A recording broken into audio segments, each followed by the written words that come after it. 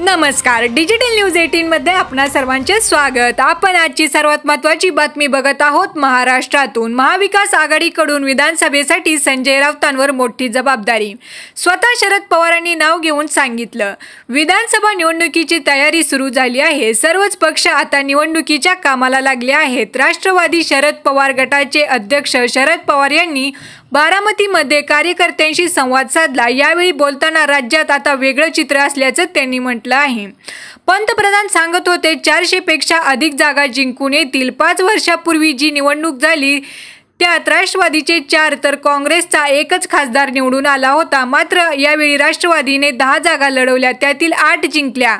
आपल्याला मोठं यश मिळालं असं पवार यांनी म्हटलं आहे। पुढे बोलताना ते म्हणाले की या लोकसभा निवडणुकीत नेते आणि मतदार यांचं मत वेगळं होतं। बारामतीत अनेक नेत्यांनी भाषणं केली, आम्ही जागा जिंकणार असे सांगत होते, पण लोकांनी ठरवलं होतं।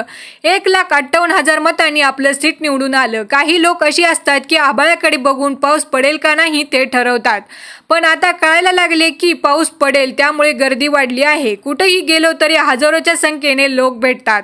लोकांच्या मनात खात्री झाली की या निवडणुकीत काही झालं तरी जिंकायचं आहे, चांगले निकाल लागतील यात शंका नाही। ही निवडणूक 3 लोक एकत्र येऊन लढणार आहेत। संजय राऊत, नाना पटोले, जयंत पाटील यांना निर्णय घेण्याचे अधिकार दिले आहेत।